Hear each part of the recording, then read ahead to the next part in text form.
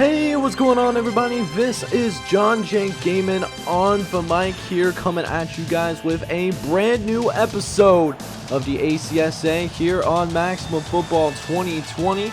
We got a nice little triple header for y'all today as we continue Week 2 action in this second season of the ACSA. So do me a favor and please smash that like button as well as hit subscribe if you haven't been brand new and haven't hit that sub button already. But that being said, we'll go ahead and get into the first game of today's ACSA episode. First game that we got going on is this 10th ranked Southfield Dalmatians, led by their running back Ronald Hunt, take it on the Twin City Beavers, who almost pulled the upset back in Week 1. It was a very close game. Iroquois did end up pulling away, winning that game 42-29. So we'll see how they handle this big North Conference opponent. They're not as highly ranked, and they're also at home as well. But that being said, Southfield's a little bit more physical, as they can also throw the ball as well. Morambe getting into the end zone. Touchdown, Southfield. We already got our first points of the game. You can see the disparity in the physicality between Southfield and Minnesota State.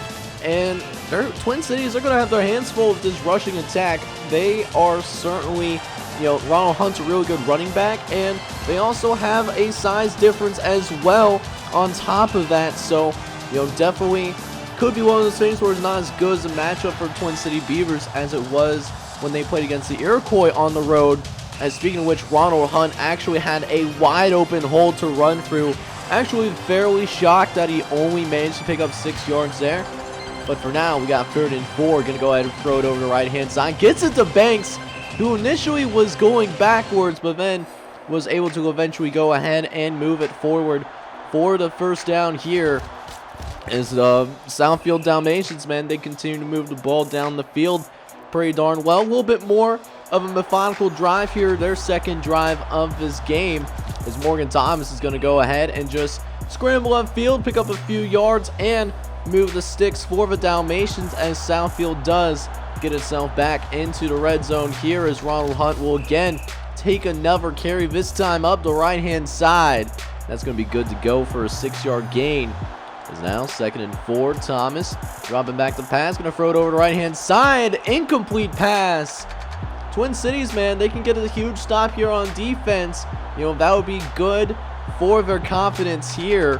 As we now have 3rd and 4 here again. Morgan Thomas is going to go ahead, just run himself, pick up the first down here. No problems whatsoever. As we now have a 2nd and goal now. Thomas again going ahead and throwing it down the right-hand side, but it's incomplete. No good here. The Twin City Beavers now have another 3rd down opportunity, but they couldn't get the job done. Banks finds the end zone.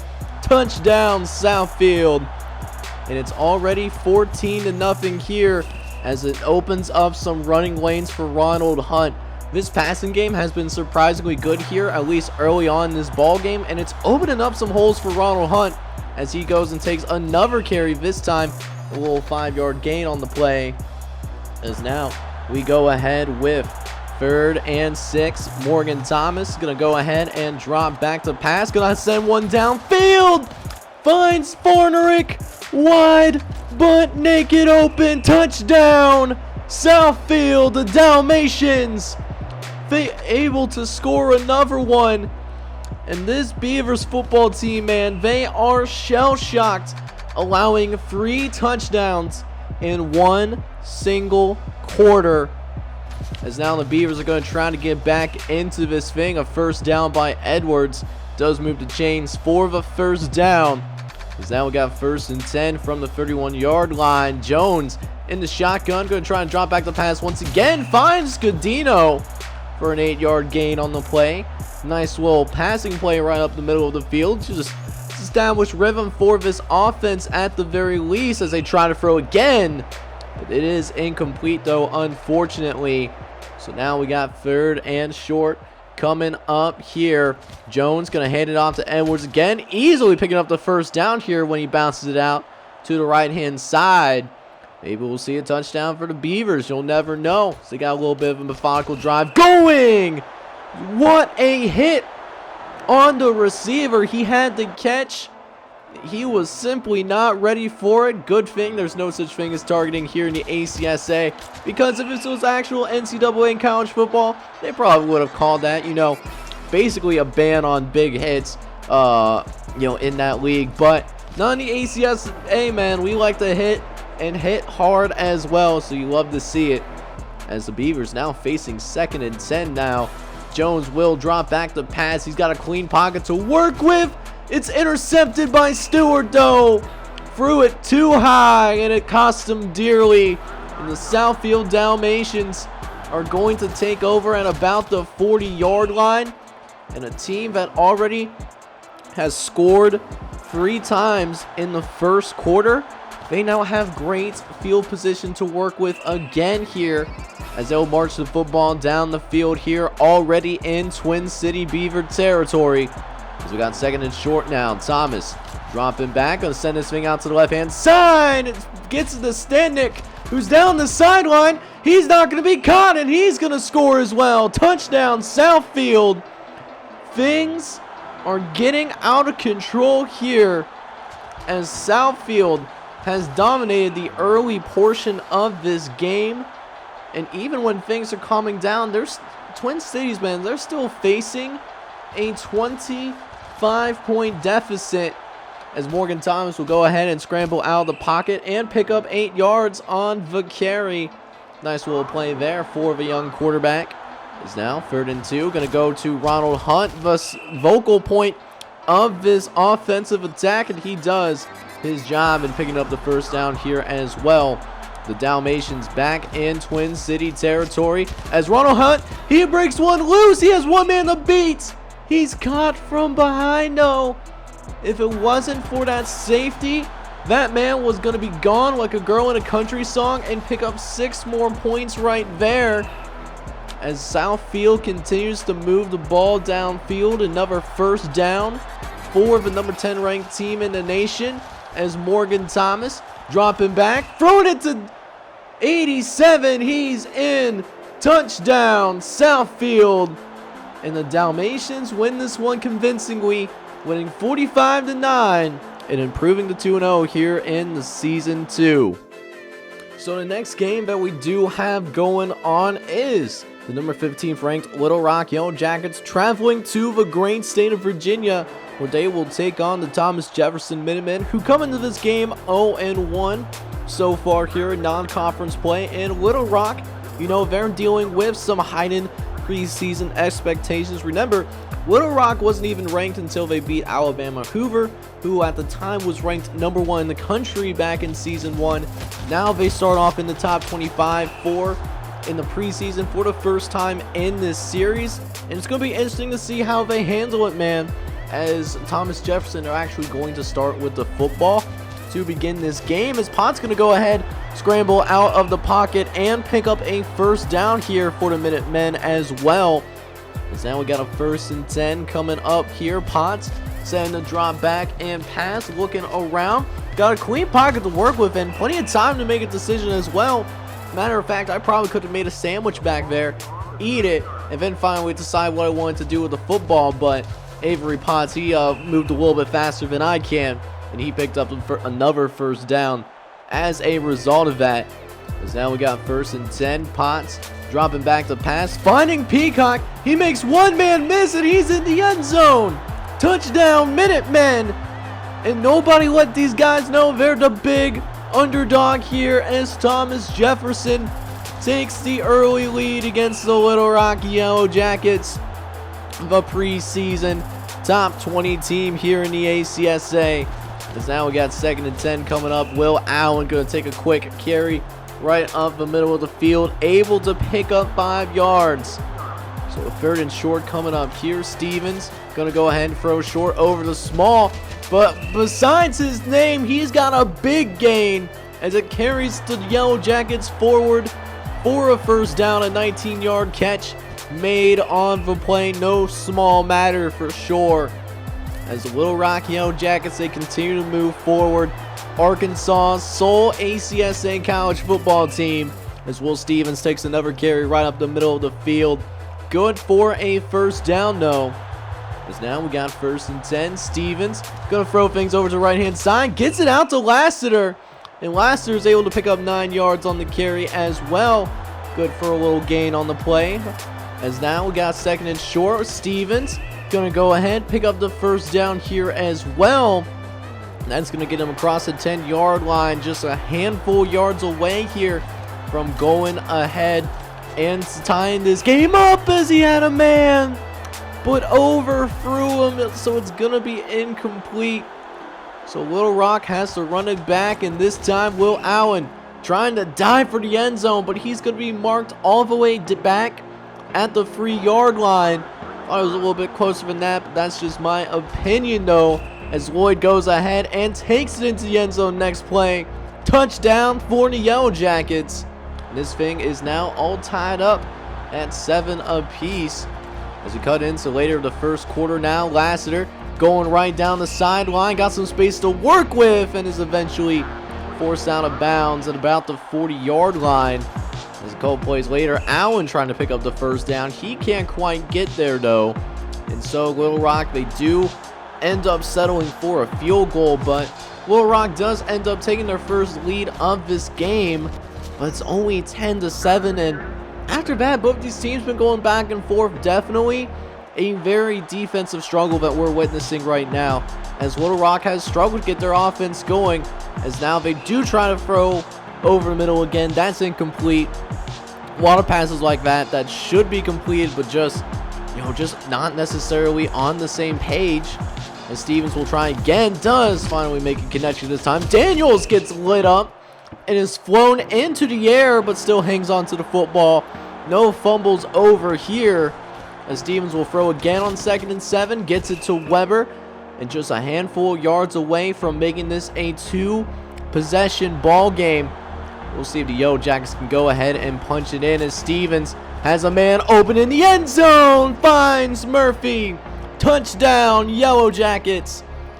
And now it's a 2-score game, and so Thomas Jefferson, they need to turn around and score quickly here if they're going to go ahead and pick up some more yardage, or not, more points down the line. They got to make it a quick score so that they can stay in this ball game. As Potts is looking around, looking for the answer, going down the left sideline, gets it to Ferguson, who gets both feet in bounds.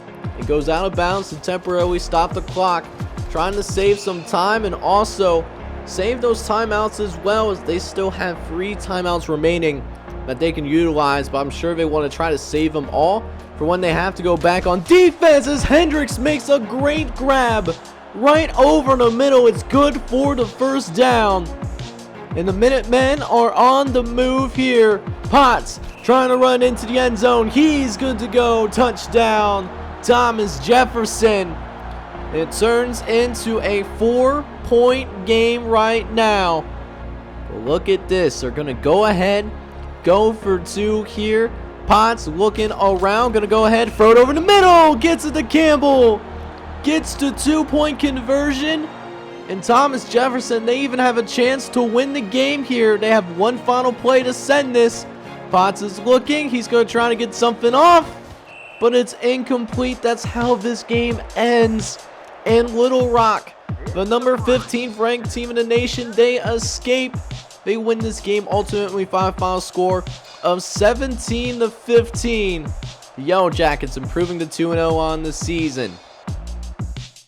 So for the final game of today's ACSA episode, we have the Central Georgia A&M Bulldogs that come in ranked number 14 in the nation. They'll play against the Richard Polytech Demons, also from the Sunshine Athletic Conference here in the great state of Virginia as well. Central Georgia A&M, man, back in season 1, they had some bumpy roads. They had injuries to the quarterback position, and as such, they lose their opening matchup back in season 1, and they had to work all the way back just to get ranked once again a preseason top 5 team. But they still won their bowl game. They won their last regular season game as well, and they won their home opener for this season as well. So they're definitely coming into this game riding some momentum here, and they're playing against a much weaker squad in the Demons from the Sunshine Conference. So this should be a game that could get out of hand pretty quickly, but, you know, Pippins and company, nobody necessarily told them as they almost connect on a long pass play. It is going to be incomplete, as now we got 3rd and long for the Demons. Pippins looking for the first down and is going to get it as well. Terry is going to go ahead and pick it up for the Demons, as Adam Terry picking up 15 yards on that catch as well, as the Demons surprisingly moving down the field pretty well. Granted, doing it in a methodical kind of way. The big thing for Richmond Polytech, if they have any shot of winning this game whatsoever, they have to control this time of possession, because Central Georgia, they do have a pretty explosive offense, and as well as not wow, so many sacks. 88 getting in there like a cannon, just blowing up the quarterback right there. So a 2nd and long for the Demons, but they do pick up some yardage back, thankfully, as now we got 3rd and 5 here. Pippins dropping back to pass. He's looking around, got plenty of time to work with though. Throws at the last second and finds Haney in the end zone. Touchdown Demons. What a play there, and what a flawless drive by Scotty Pippins, as he went 5 for 5 for 54 yards on that first drive.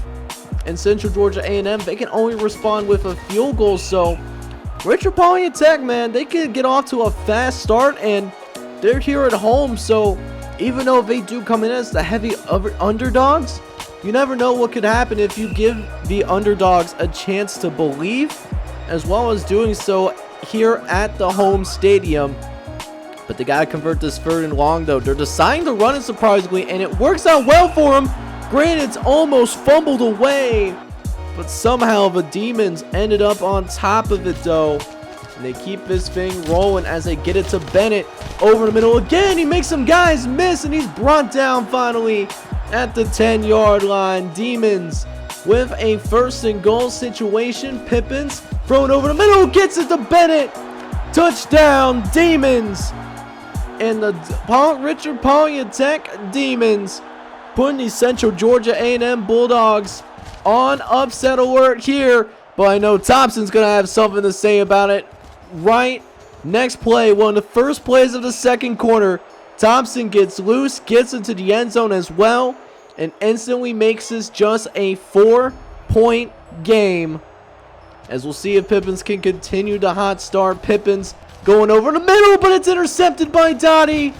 That's not what you wanted to see right there, but somehow they could not come away with a field goal. I didn't show the drive because my capture card was a little messed up there, so I apologize for that. But Richmond Polytech on their next drive, they do end up picking up a field goal, so the gap is a little bit wider now. A 7-point game as they try to change it though, going for it all.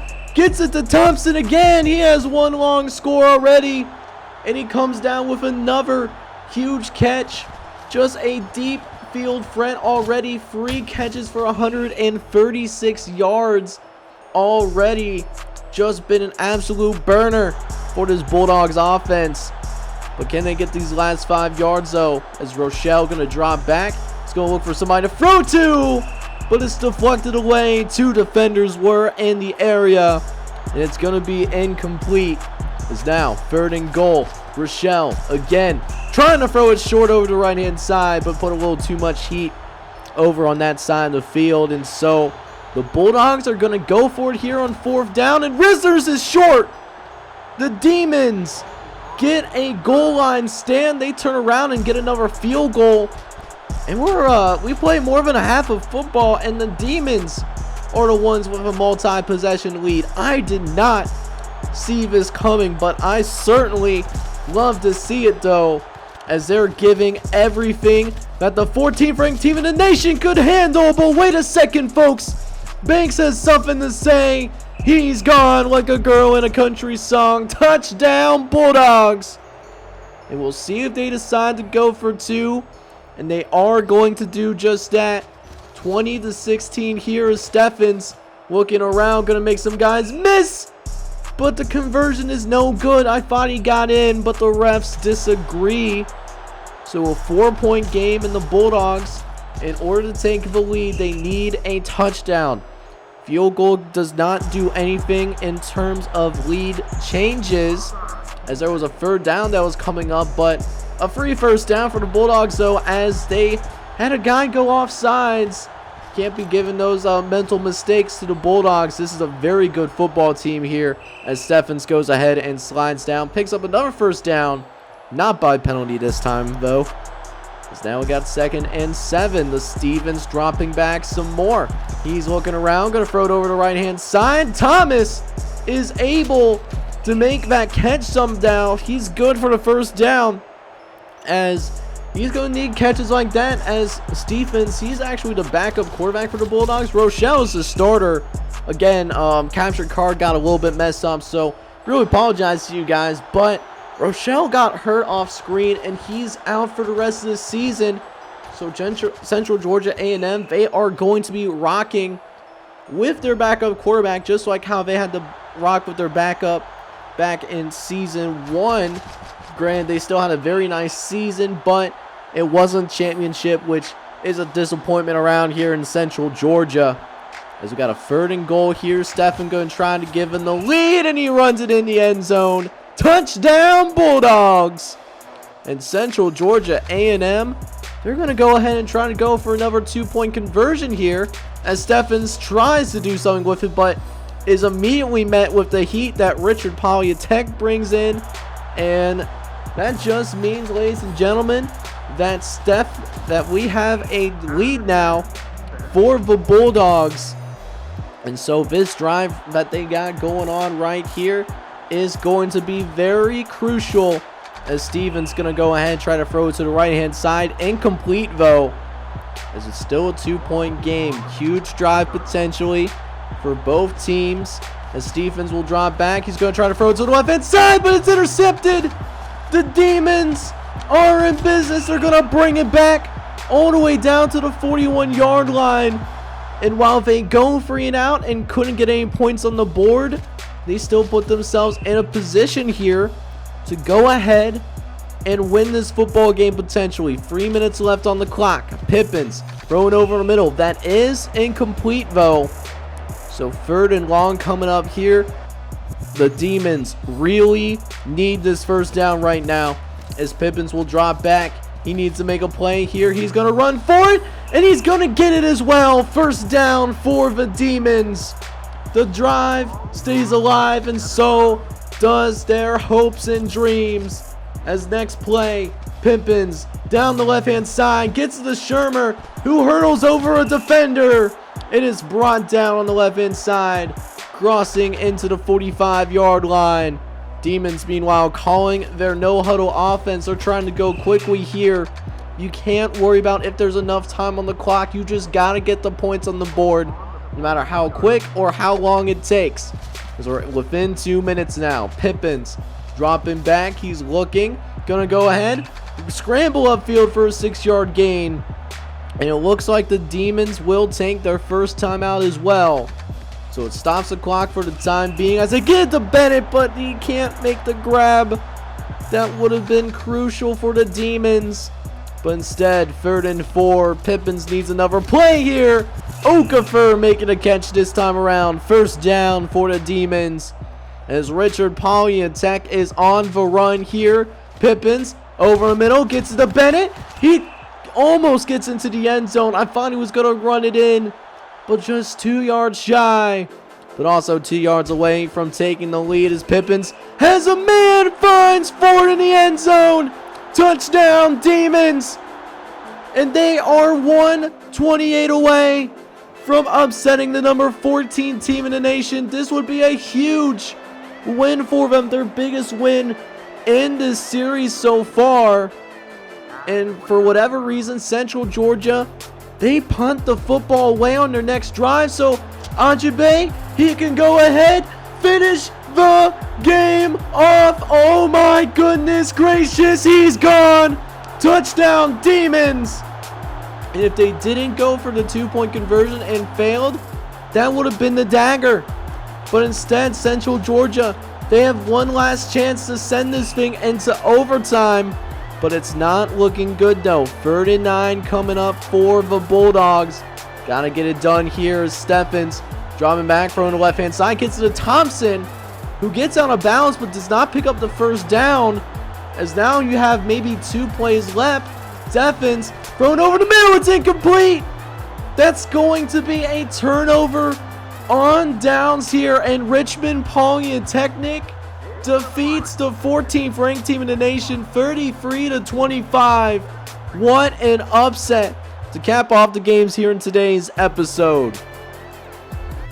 So we certainly had some very exciting games here on this ACSA Dynasty within Maximum Football 2020, but what we're going to do now, we're going to go ahead and check out some other scores that are around the ACSA to see what went down over the course of this week, as well as what you guys know what games are coming up for Friday's episode. And there's going to be 4 games on Friday. So I'm going to go ahead now and check out some of the scores from around the league. And starting off, we have the Peach Panthers of UGBC. They are looking a lot better than what they did in Season 2. Another team that was a preseason top 25 squad in year number 1, but disappointed heavily. This time around, they're doing a lot better this year, defeating North Virginia State very convincingly, and they win by a final score of 35-3. On the other hand, though, Virginia Christian might be falling out of the top 25 as they played the Bayou State Gators, and the Gators actually won this game. They win 26-7.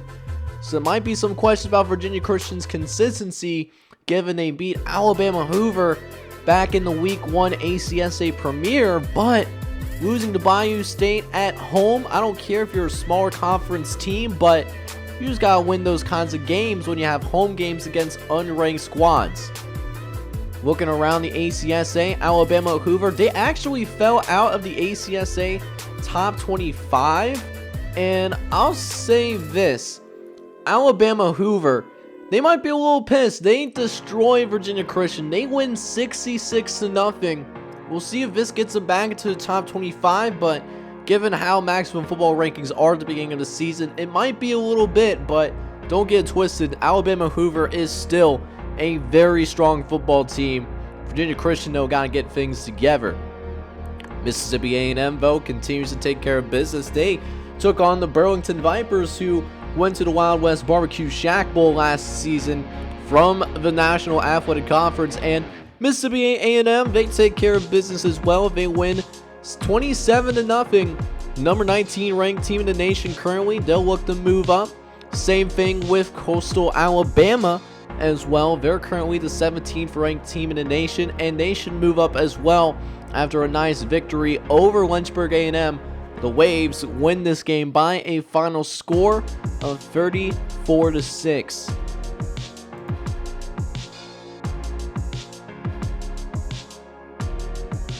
The Sabio Dream make their first appearance in the ACSA Top 25 here in Season 2 as well, and they will still remain that top 25. They narrowly avoid an upset themselves as they took on the Southern Virginia Danville Scarlet Stain, and they escaped with a 16-13 victory. It certainly wasn't pretty, and they'll need to figure out some things, but they do what they need to do to take care of business.